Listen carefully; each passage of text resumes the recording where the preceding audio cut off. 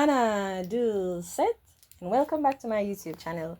I haven't been on YouTube in a while. Life, and things happen. The latest thing that happened was I lost my father last year, February, complications to cancer. And I was really sad. I wasn't depressed, thank Jesus. But I was very sad.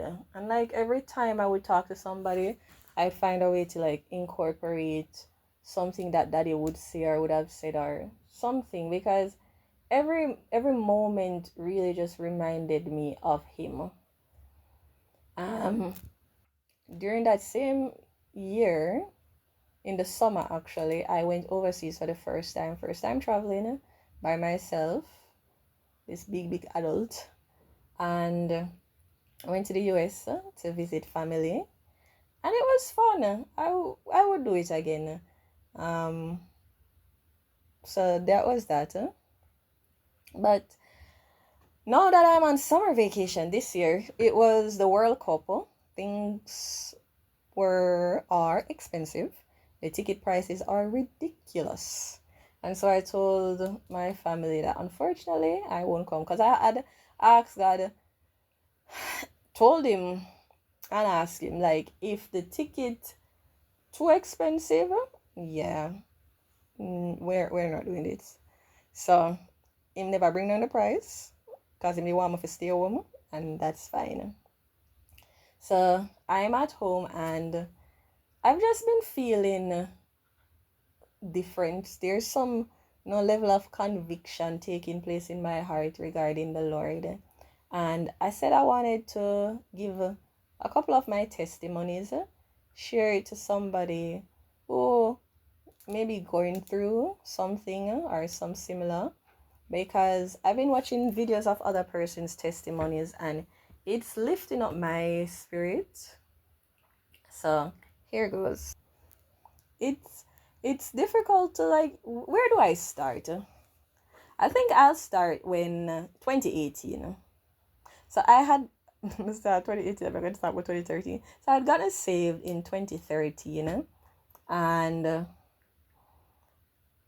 it started out nice, like it usually does, and then gradually things become difficult, but you still trust that God is going to take control of everything.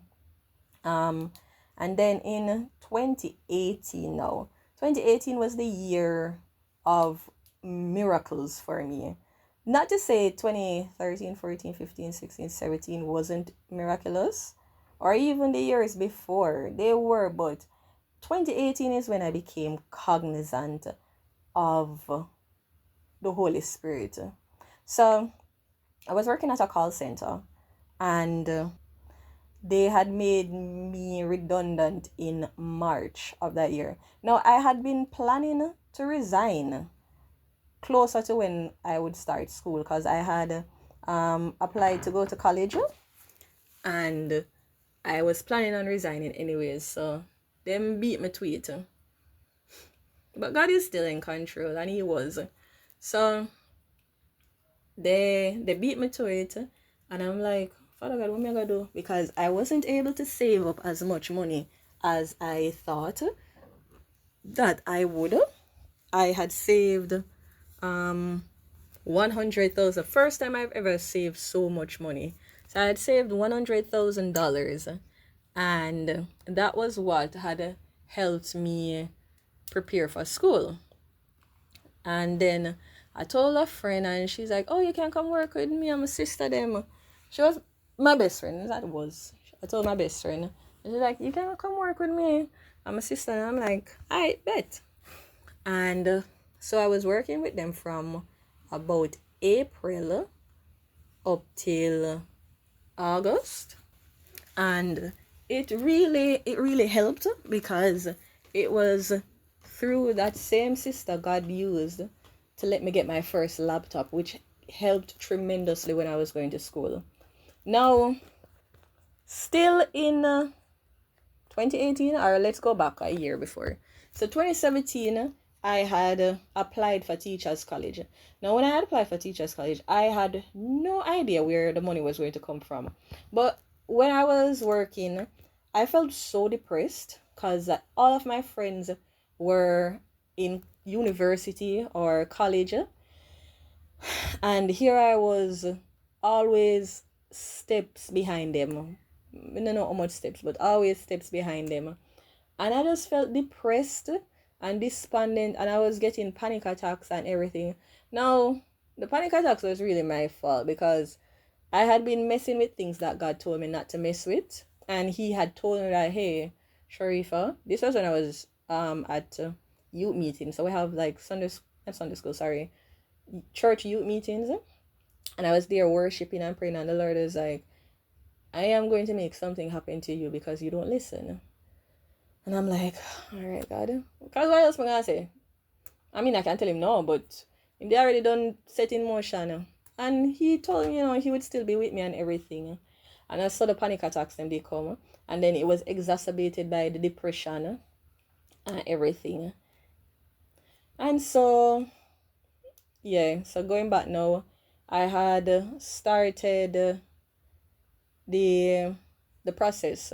So I applied and everything. And what I did, I took a deferral because I'm like, if they accept me, which they did, say, let me take a deferral so I can try to scrape up some money. And I say, let me apply for a loan, student loan. But I hate loans. I absolutely abhor loans. I loathe loans. I hate it with a passion. But I say, I'm going to apply for it for the year and then I'm going to take out scholarships. Now, this is a very highly ambitious Sharifa because I believe that I was going to get these things, not looking at the fact that I was not really an exceptional student when I was in school. I had personal favorite subjects that I was good in, but I wasn't an exceptional student. But I wasn't even looking at that. I was just so focused on the fact that I'm a child of God and I'm going to get these scholarships. So I applied for the scholarships. Not the scholarships. Well, yeah, for the scholarships, but I applied initially for the student loan. Now, when you're applying for student loan, at the time, you needed 2 guarantors. So I was successful in getting 1 guarantor, and the other one, I had used a family member. Now, this family member is wishy-washy, and I use is because they still currently are wishy-washy. So the family member very wishy-washy. They had the opportunity, not the opportunity, they had the means of assisting me, but I am under nobody's under any obligation to give me anything, so that's fine. But that's usually how that family member operates. So I remember calling them every minute. Hey, you sign the paper? Yeah, man, I'm gonna sign it, man. Sure, I'm gonna sign it. And them, I don't even know if they signed it. I think they had signed it. And they were to send me like their ID and TRN and the things. And I'm like, you send it? I'm gonna send it, and they don't send it. And everything was just dragging on, dragging on, dragging on. And me a fret, and me a say, Father God, you tell me if I apply for do this. You put it on my heart, and now things are going. And I'm like, you know what? I can't trust this person, which I knew I couldn't trust this person. So I asked somebody else, and I had like laid out a plan how I intended to pay them back. The plan sounded very reasonable and viable, and I believed I would have been able to do it. Retrospectively, I'm wondering, but God was in control at the time, so he would have taken, and he still is, but he would have taken care of it. So it was a church uncle I had asked, and he was preparing to do the things and do the things. And it's because I couldn't trust the family member. And it's not to say that I couldn't trust the uncle, but I have this thing where when you let me down, I really like to be in control. I like to ensure that everything is to my satisfaction because I don't want you to feel me. Because I try my best not to fail people. I try my best to live up to people's expectations. So when you don't live up to mine, it's not that it pisses me off. It's just that I don't want anything from you. And I don't want you to deal with me. And I don't want you to ask me to help you with anything because I can't trust you. I'm working on that. So, anywho, I had applied, gotten it through with the assistance, and then when I called that same family member to still can't get them, so it was whatever. So, I brought in the forms and the documents and everything, and it went into processing. Now, in the meantime, while that was doing, I was applying for scholarships. Now, a lot of scholarships, they want you to have a certain GPA. Keep in mind, I was a new student at the time. Didn't even start school yet, so there is no GPA to have. And I say, I still apply for it anyways. I still apply, and I applied for scholarships like crazy. I applied and I applied. I applied for everything women never eligible for things that I was eligible for, but apply. And I eventually started college. I started college. Now, when it was time for the fees to be paid, the college was well aware of how things operate. Not in my life, but like the situation of how things operate in Jamaica, where certain organizations are supposed to pay and they don't pay it. So it's really your responsibility to be like, hey, you're supposed to pay this, and keep abreast of situations. So the college was aware. Now, almost when the student loan was going to be approved, God showed up bigly. So what had happened, like I said, I'd applied for a couple scholarships and grants, and one of them, I think it was a 4-year scholarship. I had applied for that, and I got a call from them. And they're like, "Hi, good night, good afternoon. Is this Sharifa Morris?" I'm like, "Yes, this is she," because I had done the interview and everything. And they're like, "This is so and so calling from the NCB Foundation. Just wanted to let you know that we have some good news and we have some bad news." And I'm like, "Oh, okay." I'm like, "Let me know the bad news first. Cause if you're gonna spoil my day, just spoil my day first before you make it joyful. Nobody jay me up and then spoil it." So they're like, "You were unsuccessful in getting the scholarship." I'm like, "Okay, all right, thank you. And so what's the good news?" And they're like, "Well, we were so impressed by you and a lot of the other applicants' passion for early child that we decided to give you a grant." And I'm like, "Oh, okay." I'm like, "Oh, thank you." And that's how I got my first grant. And then a couple days after, I also got some assistance from the Chase Fund, and my school fee for the whole year was paid. And I just remember crying. I remember crying because I was just so overwhelmed. Like, God is just taking care of me. And I remember an incident. I think it was with the same family member. We were talking about something, and I was somewhere, and God said to me, clear as day, "I am not going to let your family member or even your church uncle help you with going to school, because nobody is going to take the glory from me. You're going to go to school because of me." And it wasn't for my church uncle's sake, it's just, he was just telling me. It was really for my cousin, because my cousin is very proud and narcissistic and loves to gloat. And he would have definitely be like, "Oh, sure, for because of me, why?" So God is like, "No, nobody's going to get this glory." And up until now, every time when I every time when I talk about going to school, I tell people I don't know how my school fee was paid. I mean, I know, I tell them it's God, but like, forgive them a answer that would suffice human logic, I tell them I don't know. It's just God. Because God doesn't supply, not that supplies, suffice human logic. His ways are not our ways, and it really it surpasses it. So that was that. And then throughout the 4 years, I managed to apply every year. I applied for grants and scholarships, and my GPA never fell. No, the first year it did fall to 2.77, I think, and I needed to have a 2.89 GPA to ensure that I had the one of the grants.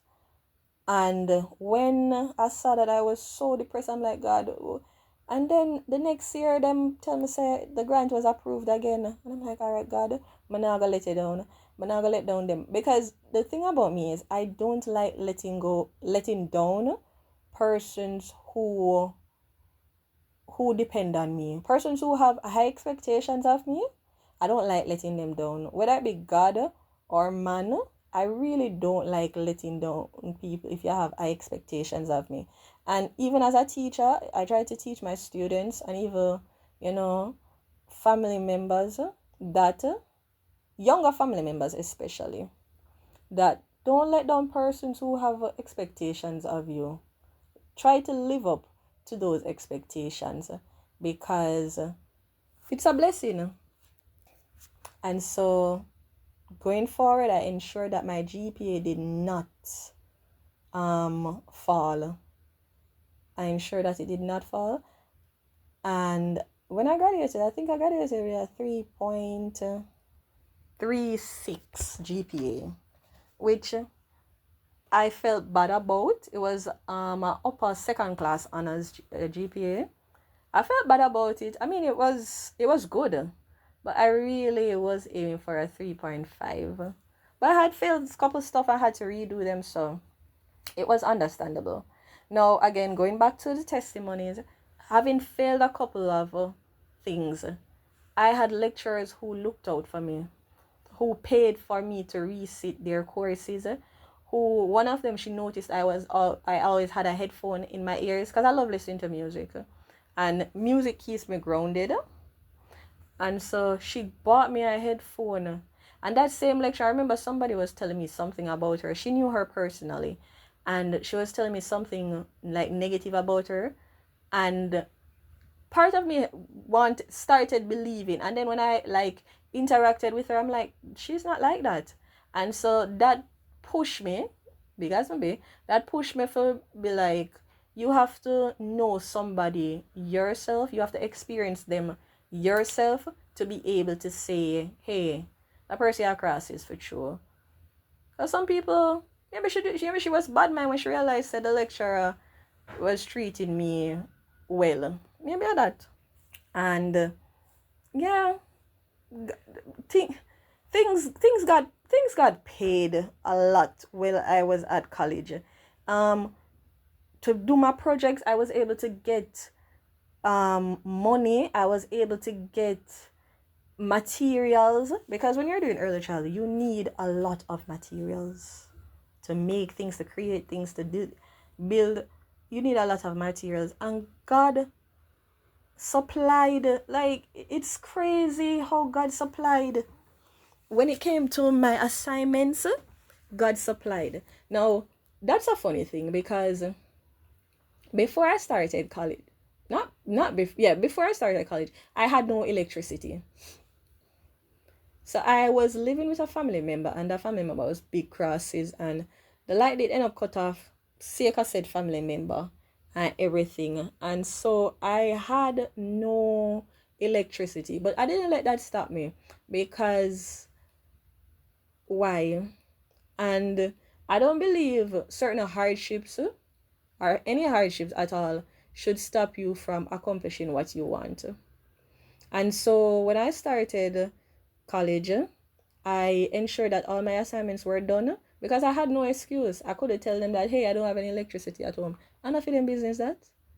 And me got enough up myself, take up myself, go start college, knowing that I have no electricity at home. So I can't blame anybody. I mean, I can ask for some form of leniency, but I have a bad habit where I'm very hard on myself. And so I I'm not I'm still learning how to receive grace from others. I'm still learning how to receive love from others, because not because I don't love myself, but because I've taken so long to give myself grace. I'm very hard on myself, very critical on myself. I always tell people you can't hurt me more than me hurt me. But I'm still learning. And so even telling them, I told them, I let them know, I let my lecturers know that, hey, if I don't submit an assignment, it's because of this, right? I don't have light, but I'm really going to get it done. But I never managed to use that excuse, because I always, as I got the assignment, I started it. I'd go over my friend's house, I'd go over my cousin's house, I'd go next door, and I just ensure that I got everything done. I started it, and sometimes I would stay back in the school library, and the library would close like 9 o'clock. So I'd leave the school 9 or a little after 9 to go from Crossroads to go downtown to take a bus to go back home. So sometimes I'd reach home like 10 o'clock, 10:30, or half a 3 um to go home. And it was it was tough. It was tough, but God was with me all the way. He was with me all the way, and he was with me all the way. And then COVID came, and that really, really helped me a lot, especially with second year, because COVID came during my second year. By the time that I had gotten back electricity, we had done some deal with JPS and everything, and we had gotten back electricity. So it was a big deal. I had gotten another laptop through that time, because the first one I had gotten from my workplace from my friend's sister, that had gotten destroyed. It mashed up. Somebody did put something upon it, something heavy, and it the buttons them did stop work. And so the same persons who I had gotten the grant from, the NCB Foundation, I wrote to them because that's my talent, and God said to use their talent. So that's my talent, writing. And I wrote to them requesting a laptop, and they gave me one. And even now I still have the laptop. I think I gave it to my brother, my younger brother, and it's a good laptop. It helped me.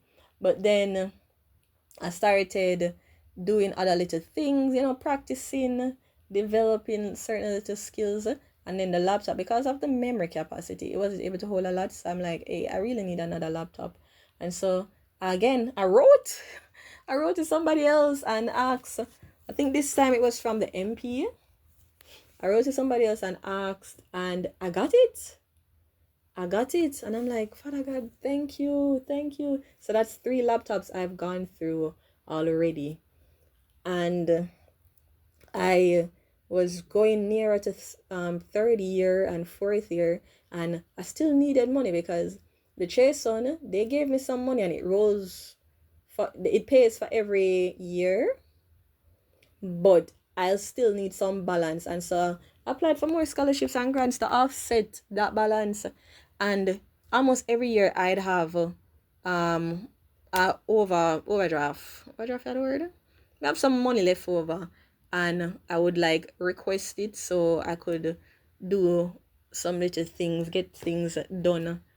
But the reason, because normally they don't give you back the grant money, right? So the reason why I was able to get it back is because I had put some money on my tuition the very first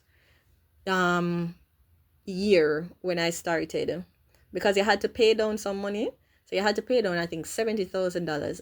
And out of the $100,000 that I had initially saved, I had taken Was it out of that money?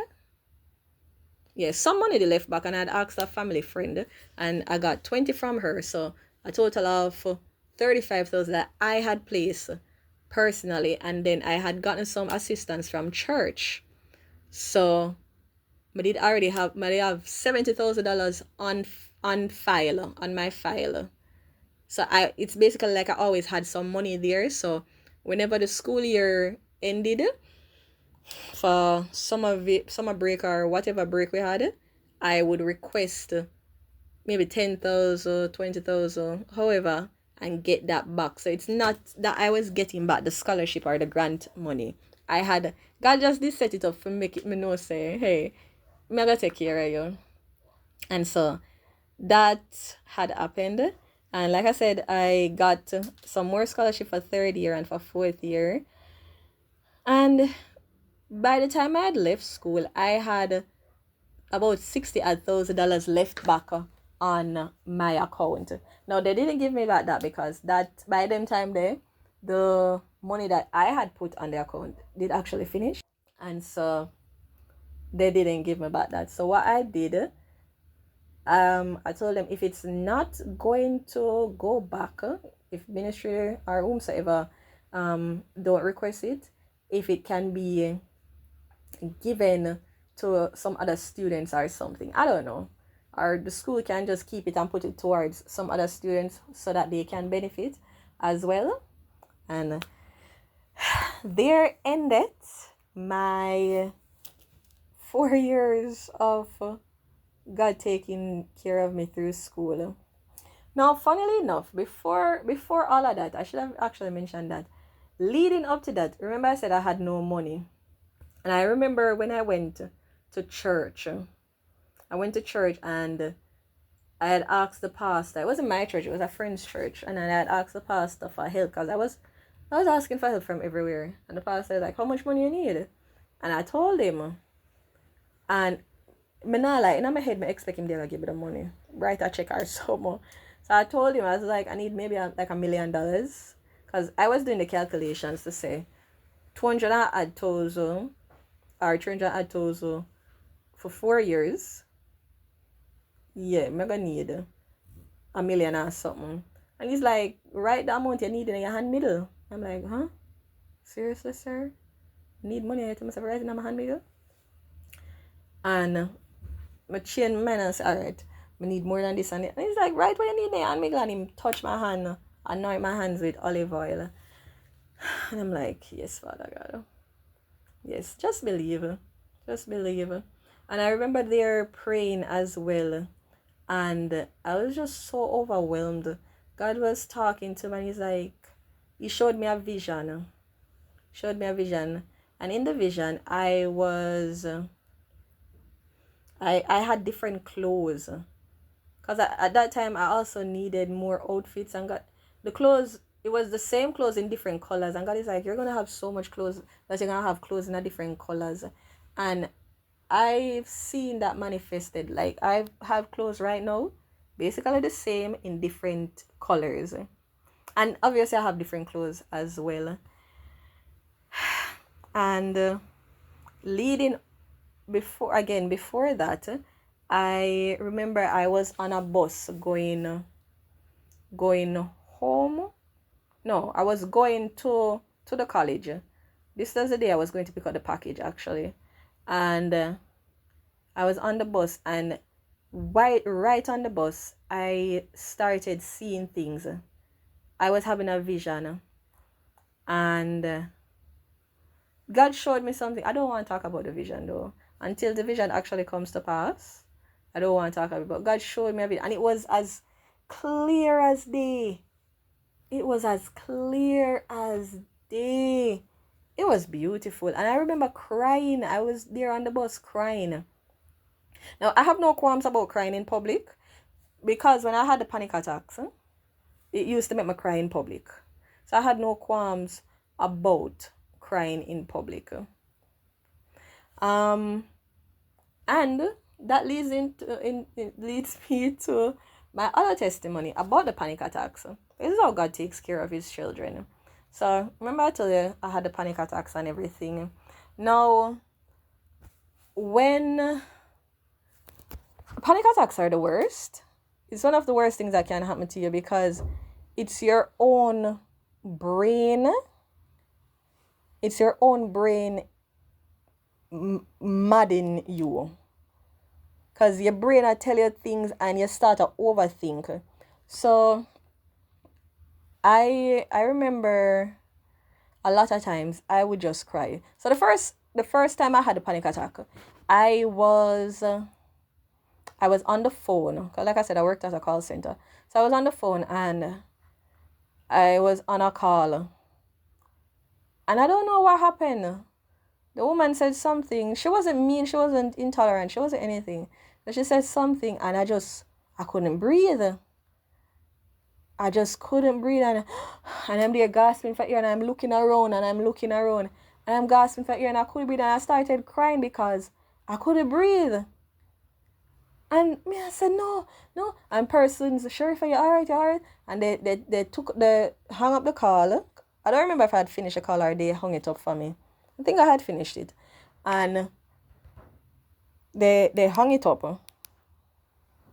They hung it up. Or I had finished. I can't remember. But anywho. And I had a friend. I have a friend actually still. My Dan. I think was he there? I think he was there. And he and some other persons, they came and they were comforting me. And I'm like, I can't breathe. I can't swallow. I can't breathe. I can't swallow. And they took me outside. They gave me some water and let me get some fresh air. And they were asking, like, what happened? And I'm like, I don't know. I just couldn't breathe. And persons thought I was faking it. The persons were there and they laughed at me and everything. And they thought I was faking it. Because after a while, it started happening more frequently. But I don't remember if it happened on the phone a second time. It didn't happen on the phone a second time. But it did happen at work a couple times. And yeah, persons were there watch her. She did have fake because she don't want to take a call. I'm like, if I don't want to take a call, I'm not taking a call. Faking a panic attack. But it's like one of the worst things. And then it happened so regularly. Every morning, I would wake up. And by the time I would reach on the causeway, because I usually take a bus to Half a Tree.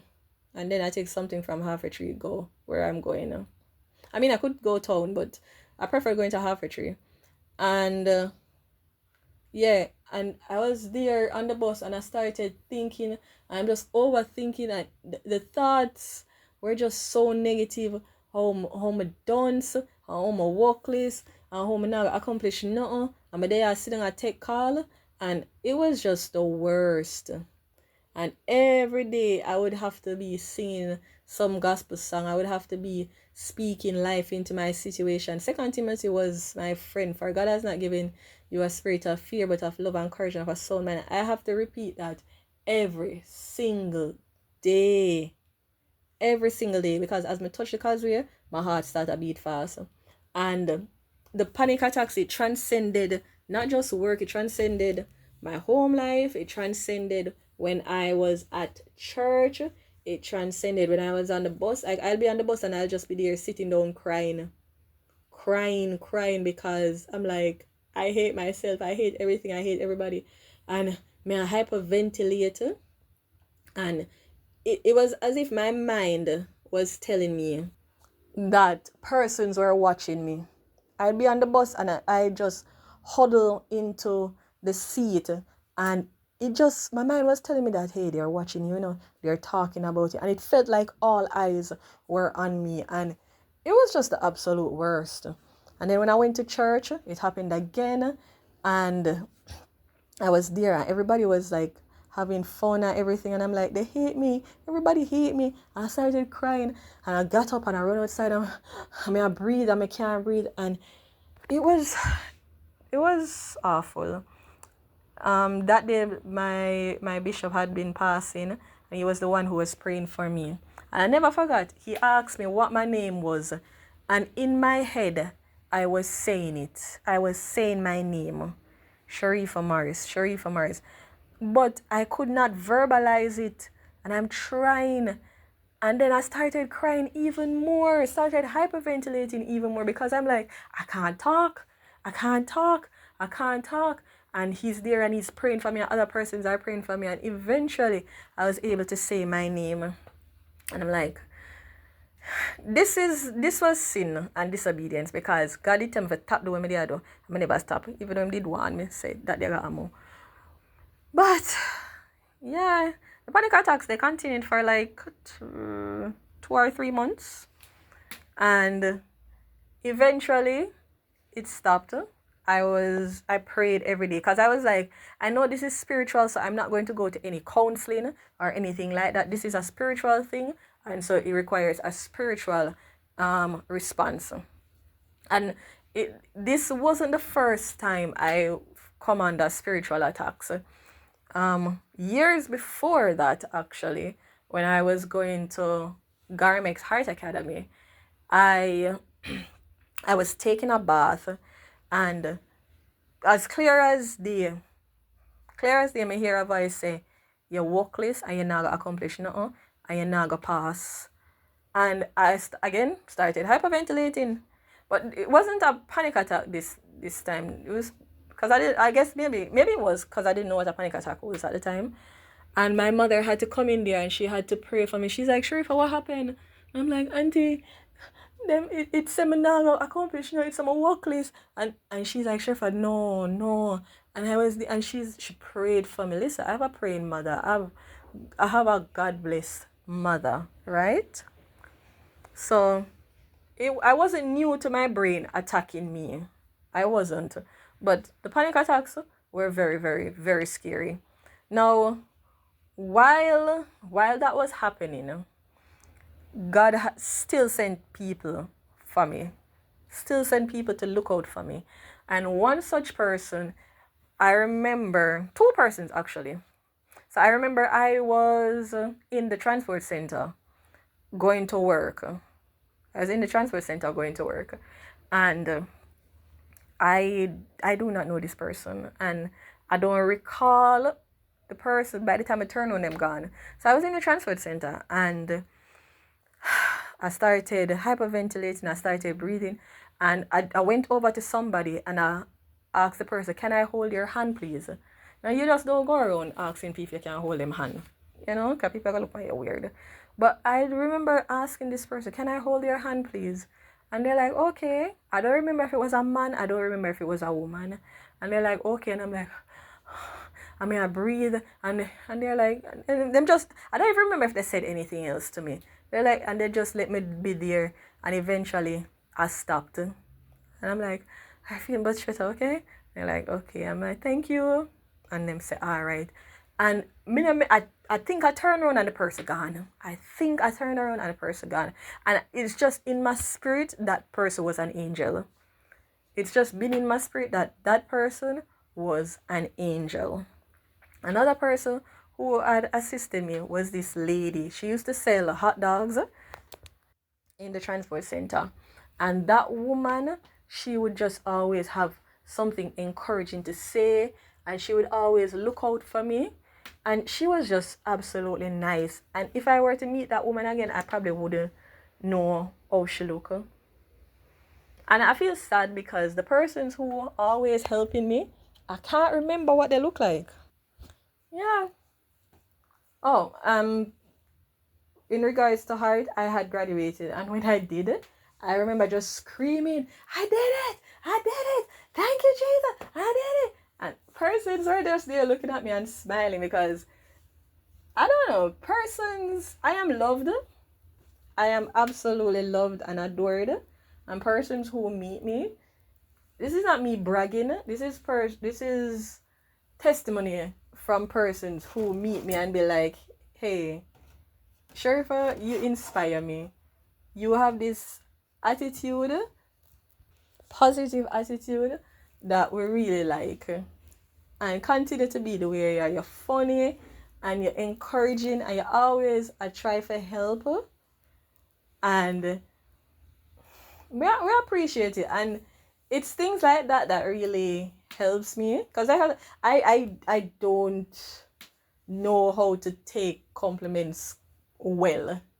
I don't lash out or anything, but I get this feeling, you know, like for instance, when it comes to compliments of the looks, especially, don't go and tell me, say, you know, you're so pretty. I'm gonna be like, thank you, I know. Yeah, but I'm trying to learn how to take compliment, and I love giving them. I love giving them. I can go around complimenting my friends, my family, people who may never meet yet. Me see you, you look so beautiful and so. And if you are there telling me like, okay, you know. So that is just one of my testimonies. I have a book that I wrote them down in, and I said I'm gonna look back through to see what else God has done for me. So that's just it for today. I'm gonna try to do a better one going forward. But thank you for listening. Bye.